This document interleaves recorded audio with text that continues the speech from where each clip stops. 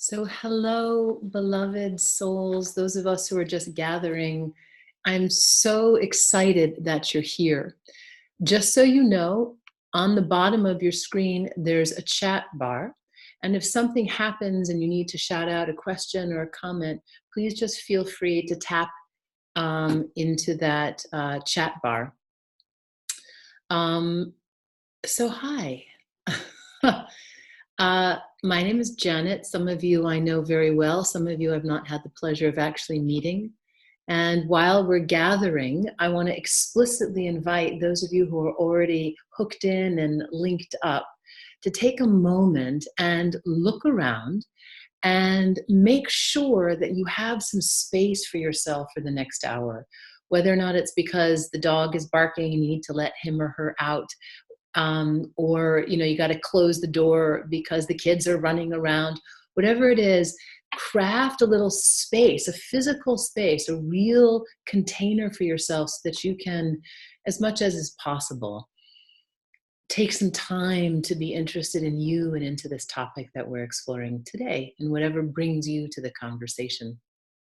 I say conversation, although we won't be actually dialoguing till the very end. For this majority of this webinar, I'll be talking at you. And I did want to say very explicitly that as we begin, this is my first technical webinar in this venue and in this modality. I'm really good with talking. I'll talk to you until you fall asleep. But this particular modality is new. So if there's some technical glitch, I'll be working on getting it back. And the worst that happens, I'll email you because I know where you are. I have that information. And then we'll at least finish in the way that we can. So we'll just kind of go for the ride together in the way that we can today. So that's the business. And now let's take a breath. Just take a breath, maybe close your eyes. Know now that you've created a container for yourself. And feel all the muscles in your body get a little soft. Maybe feel the body get a little bit heavy as you ground and earth down into your seat. Sometimes it helps to make a nice exhale as a deliberate releasing of everything that's come before this hour and every anticipation of what's to come afterwards. Just a nice can be helpful. Yeah. I feel as I'm sitting here with you and doing that already what this practice is that we're going to be exploring, which is when we just come into the ordinary and find some breath and some pause. There's this natural genius in your body that's saying, come home to all that I am. And that's really what we're going to be doing ultimately, is just making an invitation for you to settle into that brilliance that's already in you. I'm just offering some words and some things to consider so we can peel away those things that are keeping you from that sweet truth of yourself. So, welcome. If I ask you the question, what do you want to change about your body? How about changing your weight? How much? How many pounds? The likelihood is, when I ask you that question, you have an answer. 97% of women surveyed in 2019, in a huge survey, 97% said that they would change something about their bodies if they could. Another survey of 45,000 women, 60% said they actually hate something about their bodies. They loathe it. I mean, the word hate was checked, 60%. So that's more than half of us. 80% are at least dissatisfied, some sense of discontent. And it's not just women. A survey of Girl Guides found that 40% of 7 to 10-year-olds felt embarrassed or ashamed about their bodies in some way.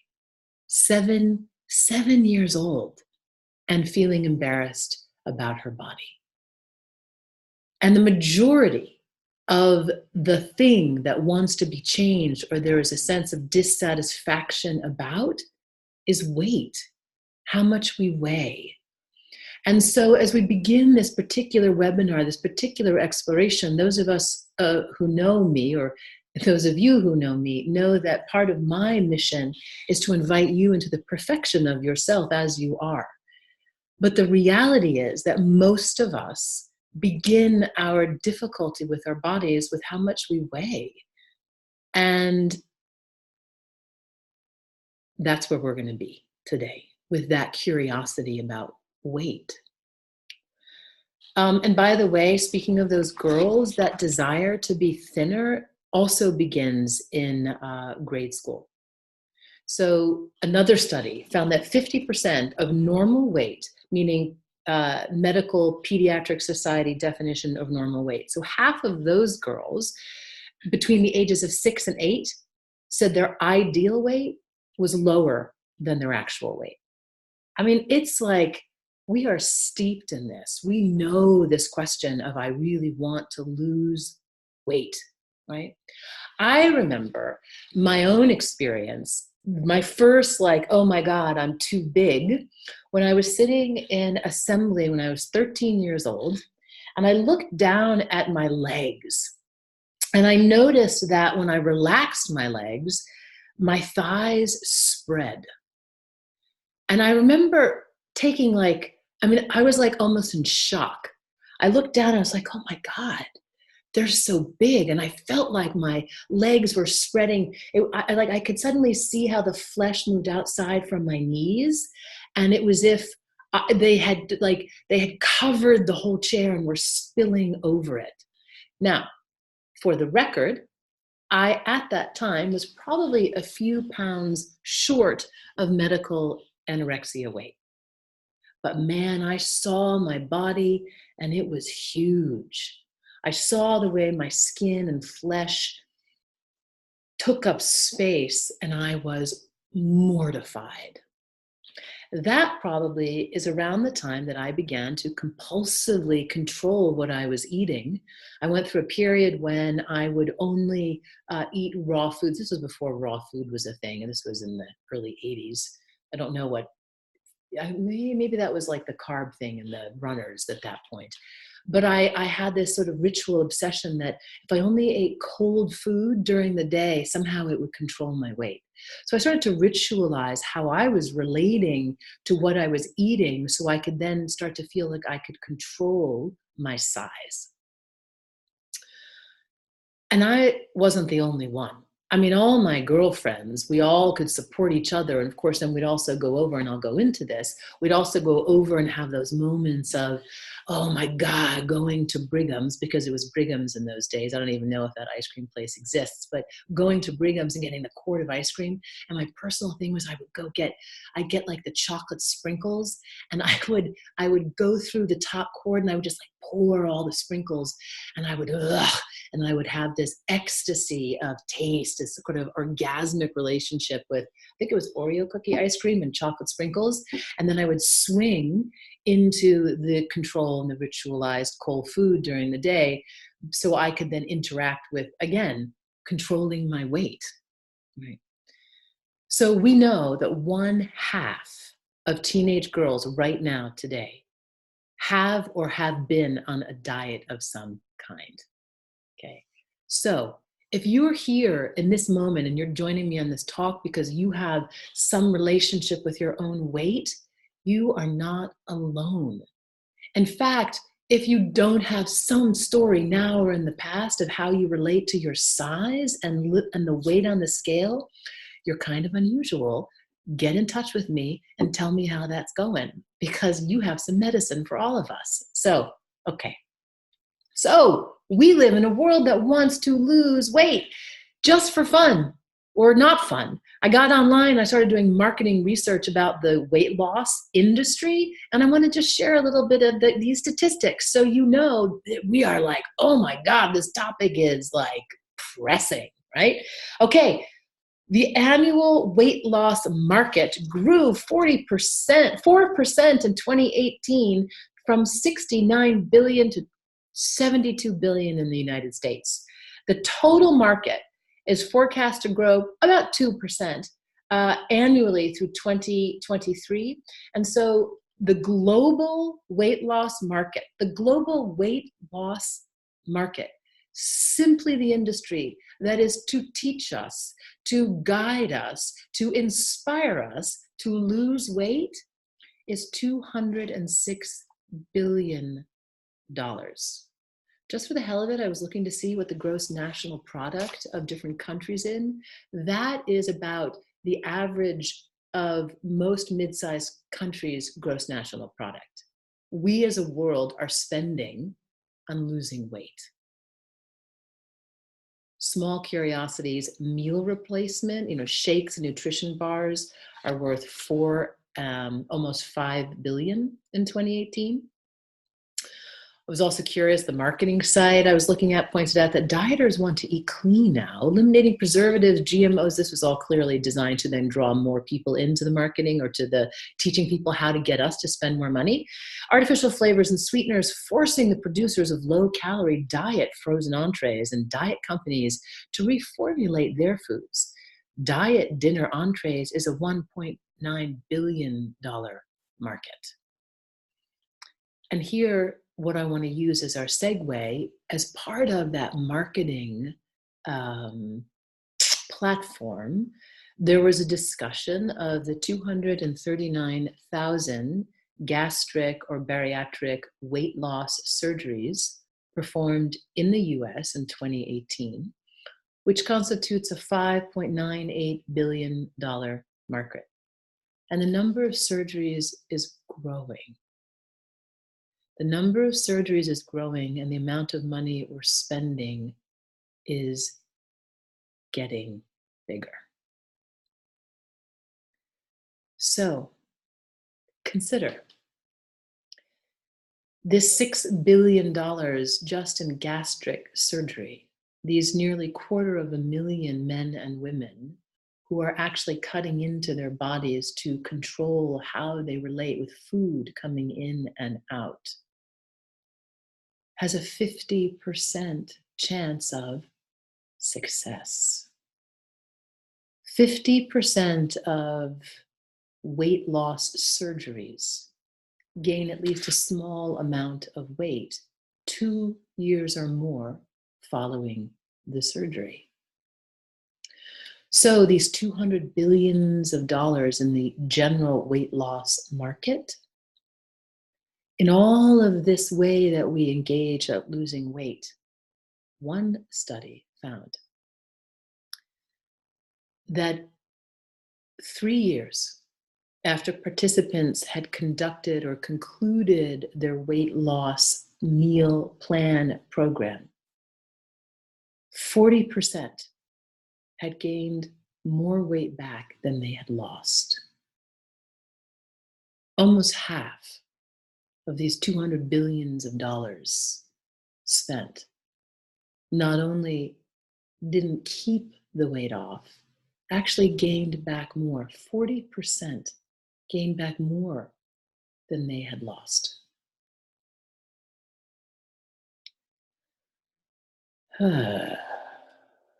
Another study found that 5 years after a group of women lost weight during a 6-month weight loss program, they weighed 7.9 pounds more than their starting weight on average.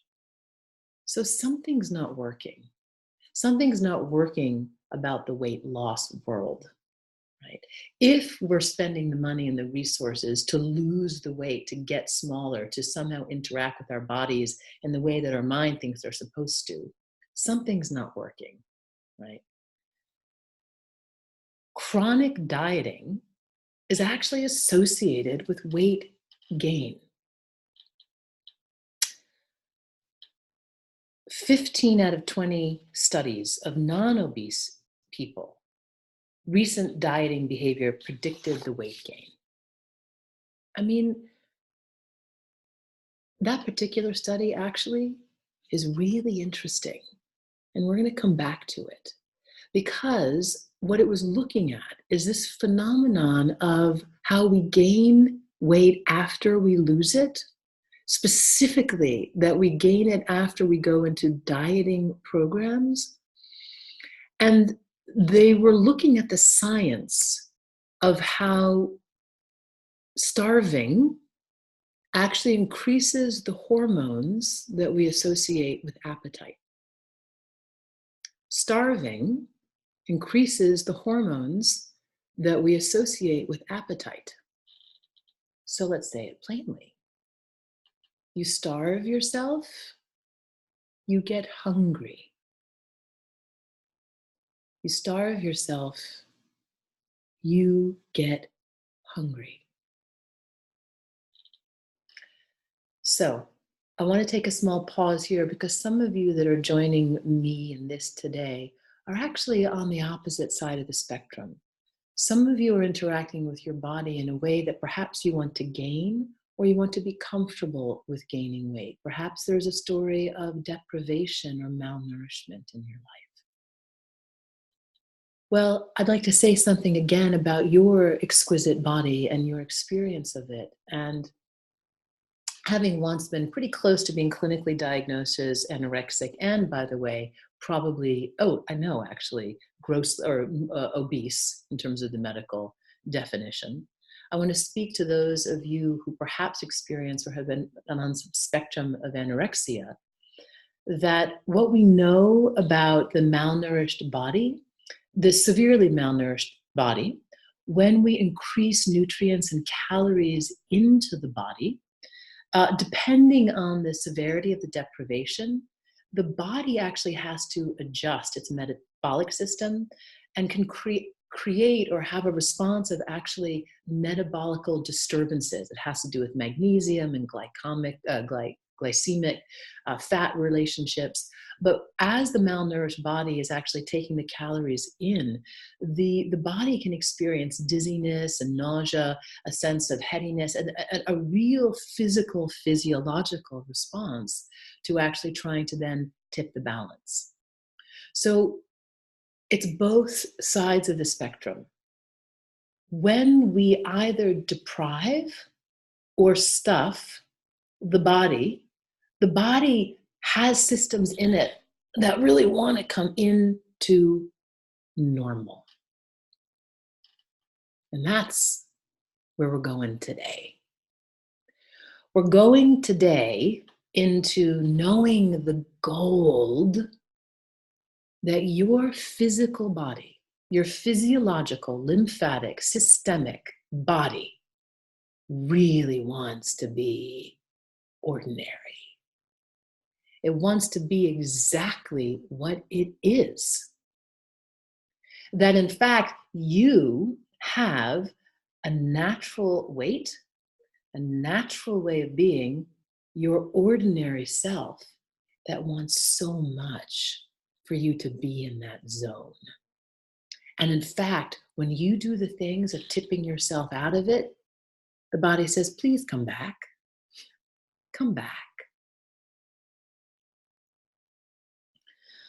Okay. So I'm turning my paper over to see my notes. Take a breath.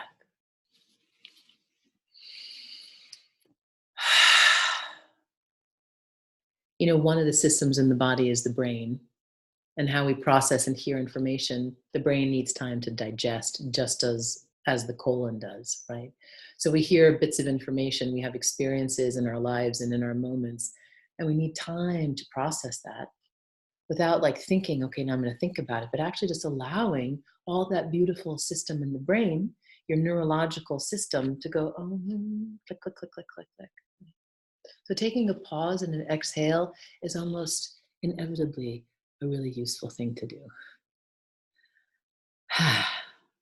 Yeah. So, okay.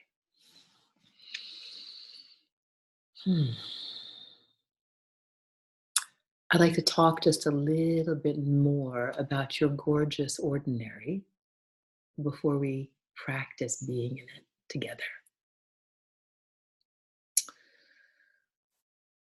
So, your body has an intelligence, your neural network system, your physiology, your anatomy.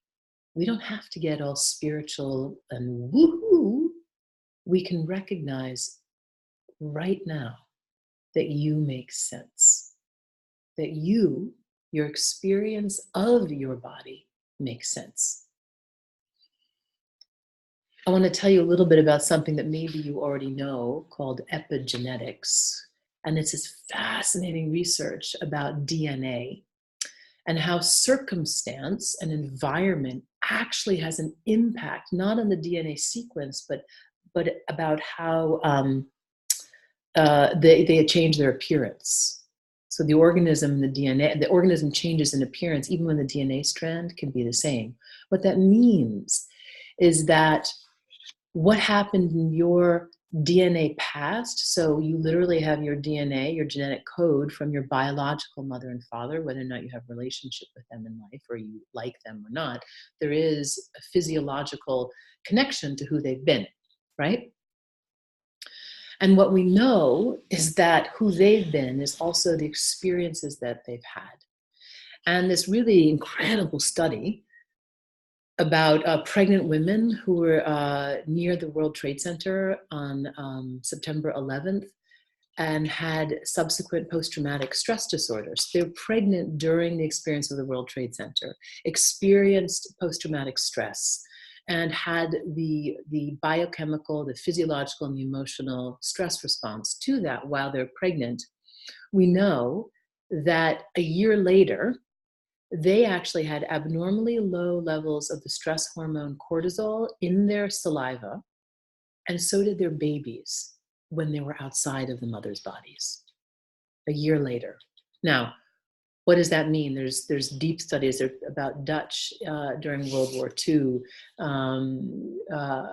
There's all kinds of really incredible studies about how the environment that we're in, which creates a physiological and an emotional and thinking response, has an impact on our bodies. So what we know is that what you experience actually affects your physical reality. What you experience affects your physical reality. In the center, or in the case of epigenetics, your physical reality actually becomes who you becomes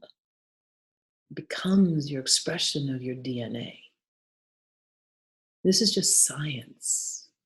Similarly, we know that the brain, there's incredible research about neuroplasticity, is that the brain has normal development, and we know that it's more plastic when we're at certain physiological developmental stages. So a baby's brain is incredibly fluid. It takes in information, and it's literally, physically, of course, growing. And then during adolescence, the brain is essentially the same size, but it's more plastic, right? We're learning more. We're creating who we are more. But what we know now with brain research, again, is that environment continues to have an impact on your brain. What you're seeing, and so what you see, what makes you think, and what makes you feel creates a different reality of who you are. I mean, this is science. Okay. Are we together? What you experience creates the reality of what you are and how you function and be in the most ordinary, physical, genetic, and brain and body ways. Period. Okay. Now it gets juicy. I think it's all juicy. What's your environment? Now, for some of us, we're in high stress environments, and it's a function of how we're living our lives. That is a clear and vivid way that we need to interact with the stress that we create, which creates that cortisol. Cortisol, by the way, also has something to do with hormonal release of weight. We're not going to get into that. We do know, for example, that nursing mothers and they're not sleeping, or when you're sleep deprived, your body's holding on to weight. So we're not going to specifically go into some of what we actually know about what your body experiences physiologically, how it keeps or loses physical weight, although I know that that could be another juicy topic. For this moment, I want you just to know that your environment affects your physical self. Okay, so we have the physical reality of our environment, right? But guess what? Part of your environment is defined by what you are creating, your own experience of your own self, right? So many of us have the heartbreak of being told one thing when we're very young, right? Like, you're fat. Oh, I mean, I remember when I was actually right around that anorexic time in high school, when I would soothe with chocolate ice cream that my father had somehow appropriated in the house. Like, it was his, what was that brand? He'd always get half a gallon of no, not Breyers, just pure chocolate ice cream. And somehow the rest of us weren't supposed to have it, right?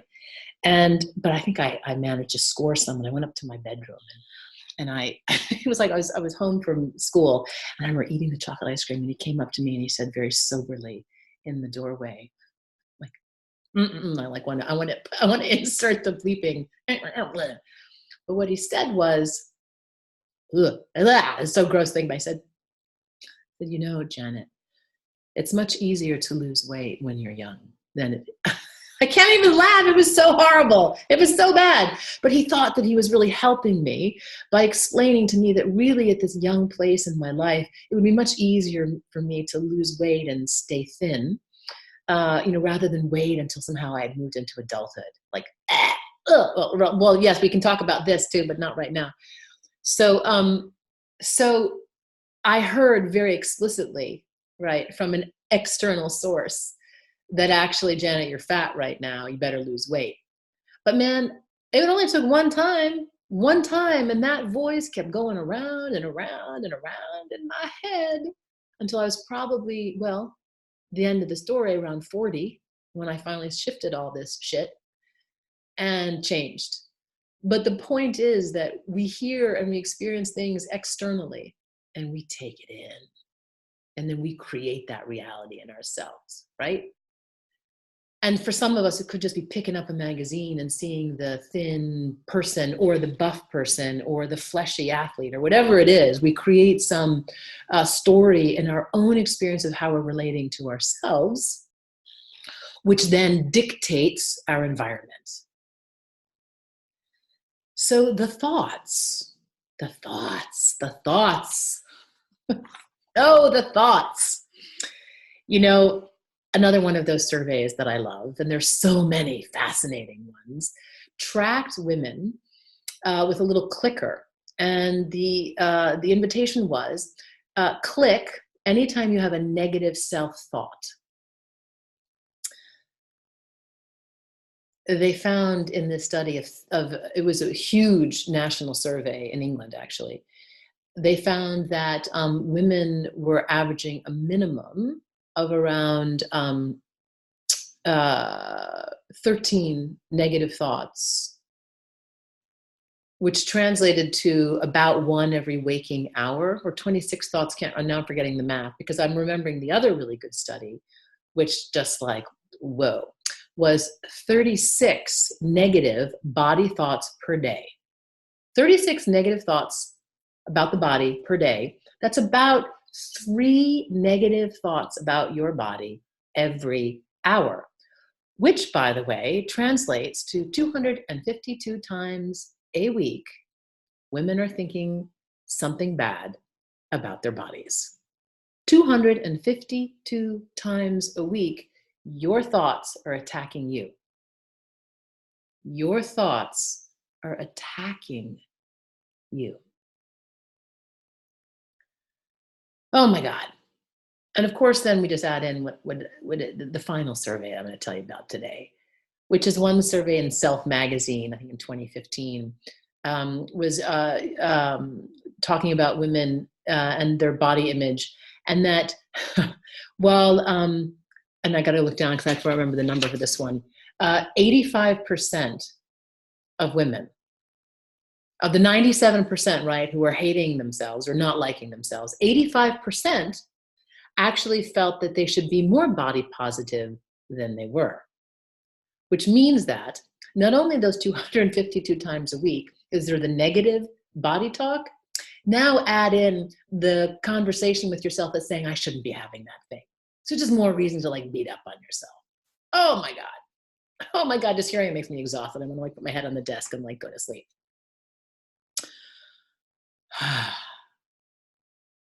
Exhale. So, where does this leave you? Where does this leave us with this reality of wanting to lose the weight, knowing that we're constantly being controlled and sold on why that's a necessary thing, realizing that actually, when we try to control the body to lose the weight or starve the body actually physically rebels and sometimes adds on more. And then we're stuck with more negative thoughts. We're stuck more with, oh God, my ass, my stomach, the extra pounds, that number that you said at the beginning of this talk. There's a feeling of like, there's no winning, right? This hopelessness. And yet every new year, we start again. You know, I'm going to get it this time. I'm going to lose the weight.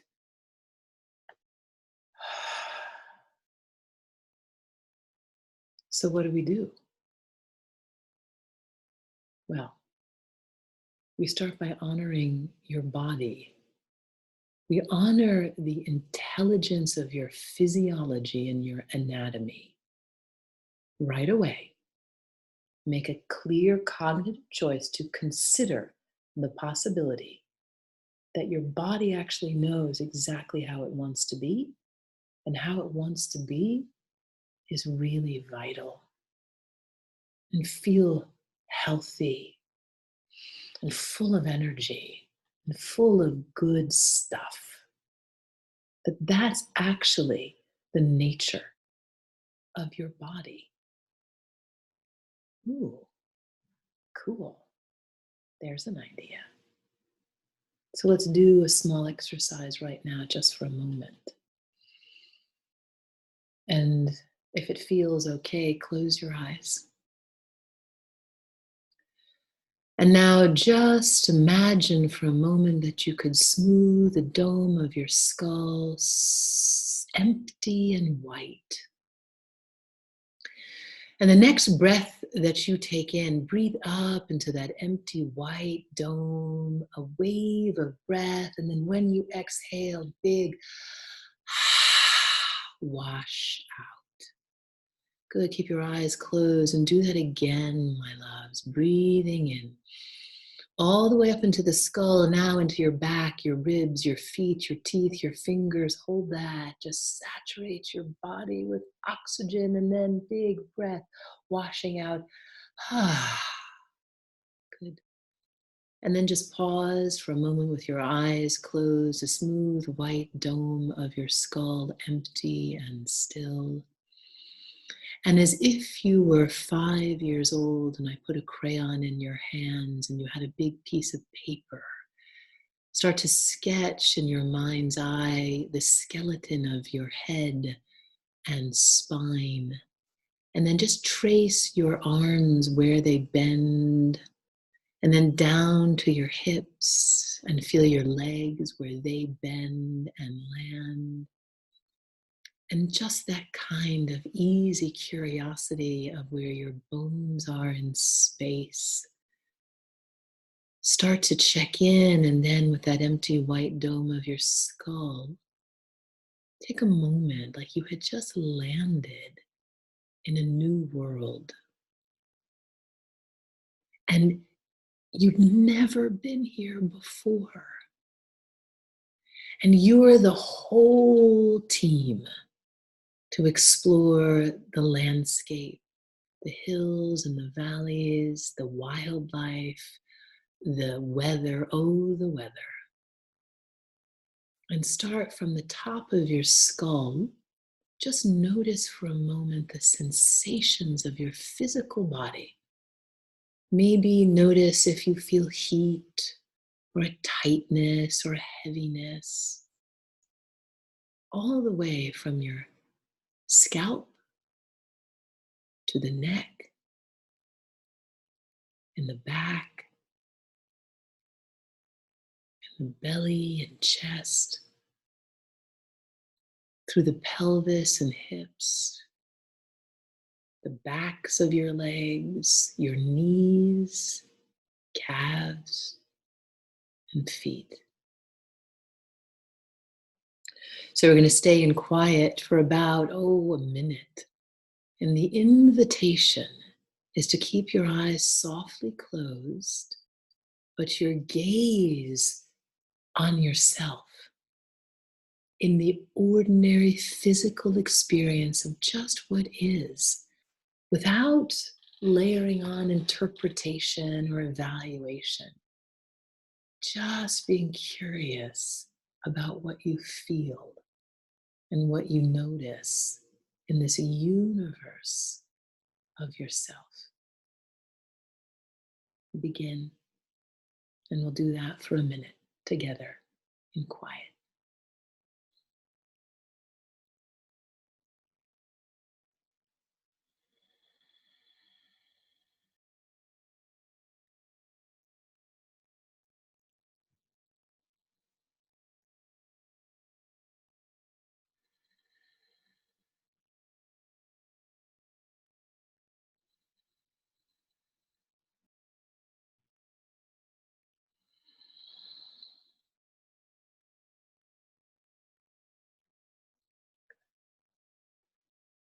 Stay just a moment and just notice if that was challenging, or if you're thinking the thoughts. Maybe there's a noise and you're distracted, but just check in a very ordinary way.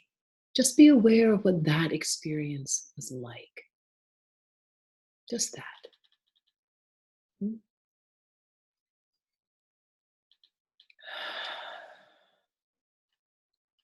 Okay. And if you haven't already, you can open your eyes. And so this act, this behavior of allowing and welcoming the what is a practice. It is a deep practice. It is a challenging practice. But when we refine this capacity to breathe and to be, and to be self-aware, we then bring in this layer of compassion. You know, it's such a word, isn't it? Compassion. I feel like we hear it and we get invited into it, but what does it really mean? Well, it means just for a moment, considering that what you are is enough, that it's okay, that you're really okay, and maybe, more than okay, you're kind of brilliant. You don't have to go past your anatomy.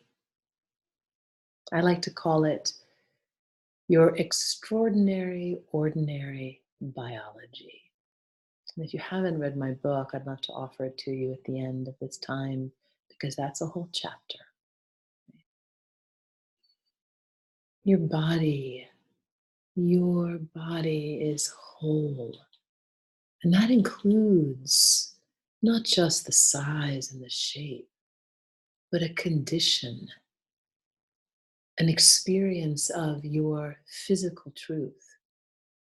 I'd like to share about a woman I know, a genius, brilliant woman who was born without arms, who has just hands at her torso, who wrote a book called The Impossible Only Takes Longer, who knows how to be in her experience of herself as her greatest teacher about how to be. You are not only your best, but truly your only teacher of truth. Not mine. My diet isn't going to work for you unless you try it out, unless you taste it and digest it and process it in the way that your body does. You know, many years ago, I was with someone at an event, and he said, "I don't know, what do you do? Are you a vegetarian?" I think I was eating meat at that point in my life. I had been pregnant, and I really liked it. He's like, "Well, what do you do?" And I was like, "Hey, my diet isn't doing what's good for me. And that means sometimes I really like buttered toast. Sometimes macaroni and cheese, which happens to be gluten free because I know my body doesn't like gluten. Me, not you. A lifetime of exploring and feeling and being curious about connecting to you is the only way that you are going to know how to come into that wholeness. So, this being in the ordinary, being connected to you as you are, is the practice. And you know, the name of this webinar is Love Your Body, Then Lose the Weight, because your body knows what it needs to be well. And if you're at a period in your life when you're, quote, holding extra pounds, maybe that's what you need. But the more that you cultivate that compassion, the more your body will speak to you about what it needs, right? Starve it, those hormones, your body's hungry. Don't sleep, you're exhausted. Your body tells you what you need by how it feels. I think I keep shaking. Your body tells you what it needs by how it feels. How you feel is your brilliance talking to you. So when I ate gluten, I did for most of my life, and I started to refine a curiosity. Oh, actually, it doesn't feel good. Hmm. And I wanted to feel good enough. But I said, let me try something else. Now, I didn't give up the toast. It's gluten-free buttered toast. And you got to find the way to feel good, to actually make your way back into a sense of love and that compassion thing. I want to say one word about the obstacles, and then I'm going to invite, I don't know if I'm going to be able to get this to work, but I know one of you is out there, and I really wanted to invite you to share because I don't know if I'm going to be able to do that. You know who you are if you're listening. I want to say one thing about obstacles. One thing that's really hard about this. The mind has patterns. The body has patterns. We also know from understanding neuroplasticity of the brain that what we do repetitively, habitually, that thought, that my father's voice in my head, that constant evaluative, it's really easier to lose weight if you're young, which is long past. But when that repeats, it creates a groove in the mind. Right? When I wake up every morning and I roll out to brush my teeth, it creates a groove of familiarity in the body. Right? There's actually a somatic habit that the brain hooks into. So discovering a new way to be is actually, you're not doing what you know, right? So just know that. You're doing something completely new by even suspending the possibility of that punitive thought. And the brain's gonna be like, what? And sometimes it's gonna forget, it's gonna get confused. And sometimes the brain's gonna say, no, you have to lose the weight, or equally, you're fat and ugly, or God, cellulite is gross. Because that's mine, right? Cellulite, oh my God. The cellulite, and then the overstretched belly skin. Oh my God. That to me is like, I gotta talk myself off the ledge every time I see my thigh in the mirror. So the brain really fixes and it decides how to keep that thing, right?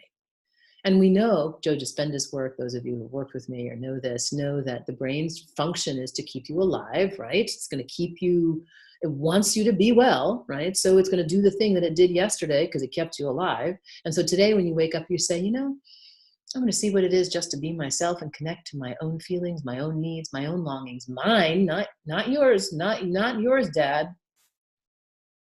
Who, by the way, was like a pack of cigarettes a day, whiskey, and chocolate ice cream. Like, he really knew how to take care of his body? I don't think so.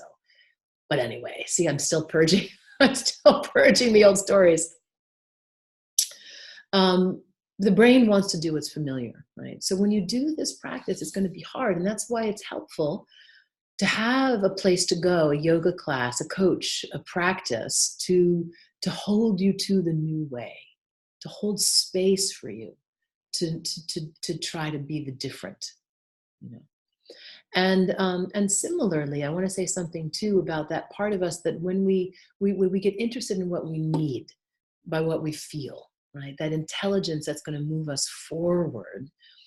I want to say one thing about that worry, because I actually was just working with a woman last week who we were parenthetically doing this practice about actually tolerating and being with her own feeling and honoring it. And we were talking a little bit about hunger and food and the impulse to eat. And she said, oh my God. She said, I'm kind of worried that if I do this, I'm just going to eat.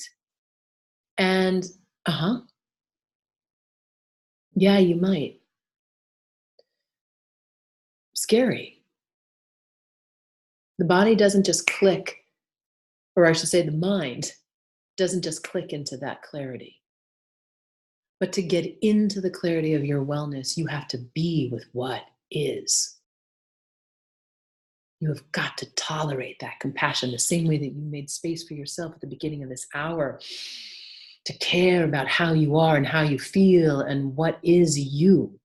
You need to really do for all of you all the time. And that's a practice. So there may be a day where you just want to eat all the macaroni and cheese or whatever. What would happen if you actually just kind of tried that? And then noticed how you felt and cared about it and listened to your body talk to you, not the mind, the body. Wake up to it. Do the self-awareness practice. It reminds me also, I worked with a young man, actually not that young, who'd been in a relationship, and he was severe. He was really unhappy about it. And he came to me like 2 years after they had broken up because he couldn't get over it. And I invited him. I said, okay, wait, have you ever actually just been sad about it? And he said, well, yeah, but if I really let myself be depressed about it, I'll never stop. I'll never stop crying. And so we did a little experiment. We said, all right, let's make a little space, create that container. And you're going to give yourself the whole weekend to be depressed. And we put a little contingency plan as if on Monday you're still feeling the depression. This is what we're going to do about work. You're going to call me. You're going to do this. We're going to figure it out, right? So maybe because he was like, I'll never stop. I mean, it had been 2 years, right? But we made a little space for him. He went home Friday afternoon. He sat down on this big old comfy chair, sat back with his box of tissue, and he opened his heart and he started to feel the grief of this woman that he loved, that he lost. And he started to cry and feel in pain. And then he let himself feel the pain. And then an hour passed. And then about another 10 or 15 minutes passed. And suddenly, he started to cry a little bit less. And then about an hour and a half after that, he was tired. He was a little depleted, but he felt peaceful. Because your body, your soul, is always bringing you back to peace. And the feelings are the weather. The feelings are the things that are moving in you in the moment.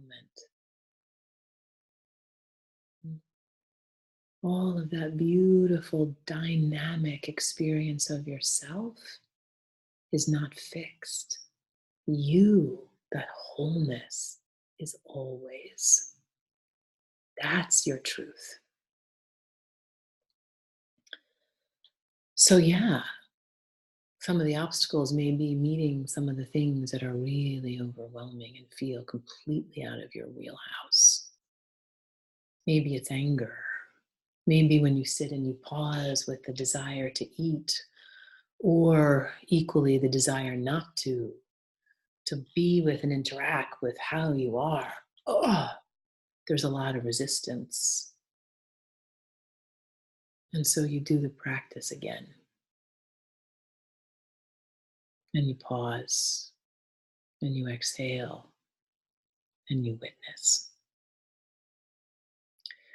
And you may find in the witness that there's all kinds of stories and experiences to unpack and care about. And that also is a place that therapy or a good friend or a journal can be useful, right? Because your body will push out and up the things that need to be taken care of. So exhale. I'm going to just see for a moment because I wanted to invite some Q&A. You should see in the bottom of your screen a little Q&A button. And if you'd like to just type something in there, peels, that's a good word. Please feel free. And we'll see if it works. It may or may not. And yeah, I'm just going to pause for a moment as you're deciding if you want to say something or not, or if you've been taking notes or not.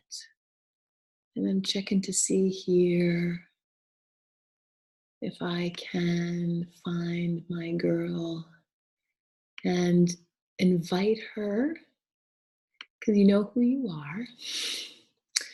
And I'm going to invite her to speak. Can we hear you? Can you say something? Hello? Hello? Yeah. So I'm kind of putting you on the spot. Can you unmute? Can you hear yourself? Yes, I can. Good, Lovey. So I'm going to invite you to, if you would, can you share just a little, just for a minute or half a minute, about what your experience has been of being in your body and finding that space to kind of accept and love yourself, or anything else you want to share, whatever you want to share. Sure. I guess it all started, I guess, really in Thailand. And actually, the synchronicities that happened that got me to Thailand were kind of crazy. So um, it just shows, like, when you're ready, like the things fall into place.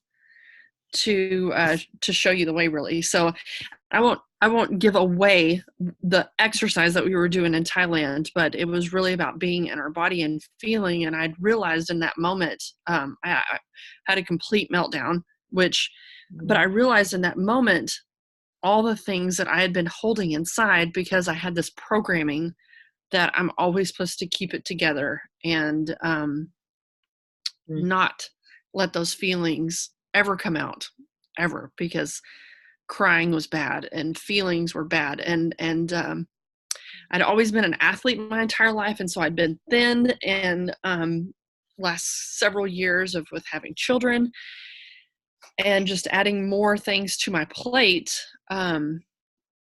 like my lifestyle hasn't changed, but my weight has just crept up and up and up. And I knew my body was trying to tell me something, but I didn't even know how to tap into that or how to listen to it, or even how, if I did listen to it, kind of like the food, I was like afraid to tap into that, because what if it's something that I'm not ready to face? So I guess since Thailand, and that it's okay to like express, to listen to your body and feel what you're feeling, and then working with you, and I had this horrible addiction to sugar, and I just kind of resigned the fact that I'd probably always have this, and it was just something that, and I felt really shitty like after I eat sugar too, and like sodas and stuff. And so a couple of weeks ago, um just was kind of feeling into my body, and I really felt like I needed to let the sodas go, because I felt like crap. And I knew that they were not helping my body. And I knew that the sugar was like, I could actually feel it in my brain when I would have one, just the kind of just the ickiness. And so, and ever since then, like it's really been easy, because, and like, I don't crave them, because I'm actually listening to what my body needs, and I'm actually letting the feelings, messy and outrageous or whatever they may be, I'm letting them move through my body. And yeah, that's totally been life changing, that it's okay to have feelings at all. And yeah. Yeah, thank you. And thank you so much. And I'm gonna mute you again unless you want to just add any last thing. Nope, I'm good. All right, thank you so much, sweetie. And I'm gonna try to get myself back here. There you go. Yeah. So you can take off. There you go. Stop that screen there. So a second. Here we go. Okay. Hello again.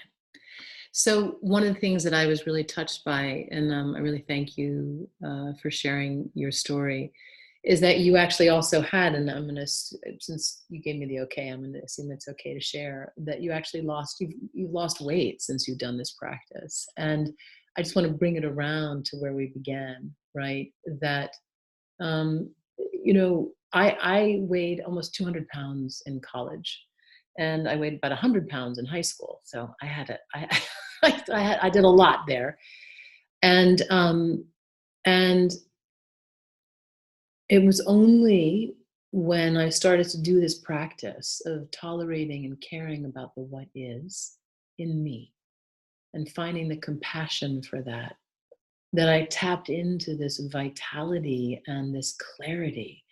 And I still eat buttered toast. I still have my vanilla wafers in the fridge or above them.